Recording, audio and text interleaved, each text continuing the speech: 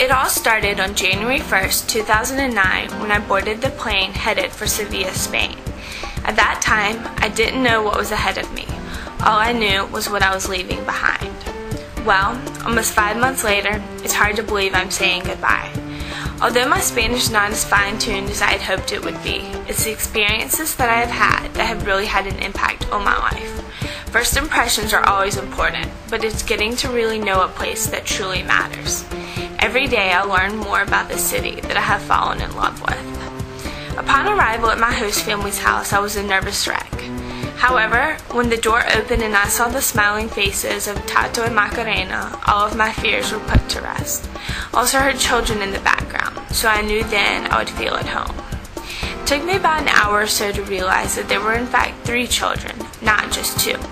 Tatiana, a 7-year-old girl, and twin 5-year-old boys, Jaime and Guille, who although are not identical, had very similar appearances and completely different personalities. I thought it was hard to understand a 5-year-old in English, but for about the first week I think I understood a total of 20 words that they said.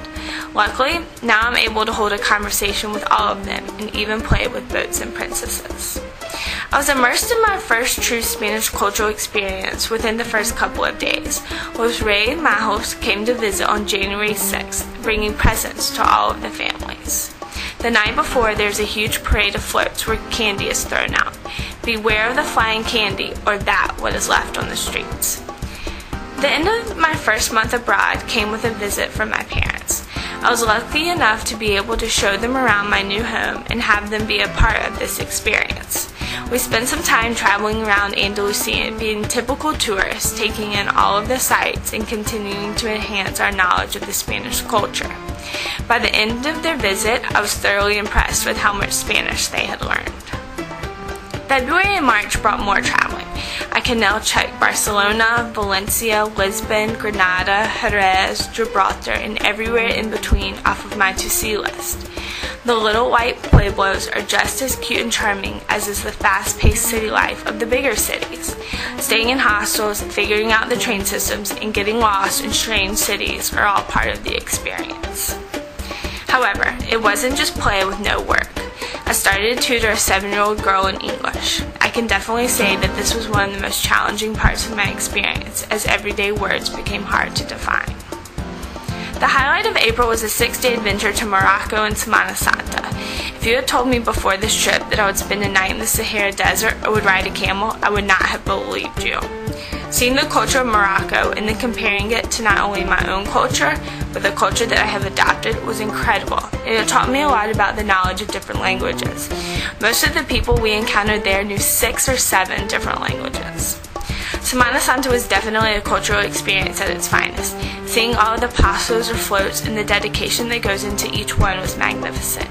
Now I know why there are so many tourists who come to see it. 2 weeks after Semana Santa's Feria, a week of drinking and dancing sevillanas. Just be careful with how much rebujito you drink. Making friends and memories and absorbing as much of the culture as you can is what studying abroad is all about. From school parties to nights out on the town, I have met people here that will have a special place in my heart. Self-discovery comes along with new amigos, and my journey would not have been the same without their influence. I'm truly grateful for these people in my life and feel a Spain reunion in the making. It's the little things for me that added up to be the most important. From my daily walk to school recognizing faces, to being awed by the Torre del Oro every time I see it, it's the people and buildings that make Sevilla truly unique. So, what's the biggest thing I learned? I can't be afraid to do anything. Making mistakes is part of human nature, and the only way I will learn is if I try. As Lao Tzu once said, a journey of 1,000 miles must begin with a single step.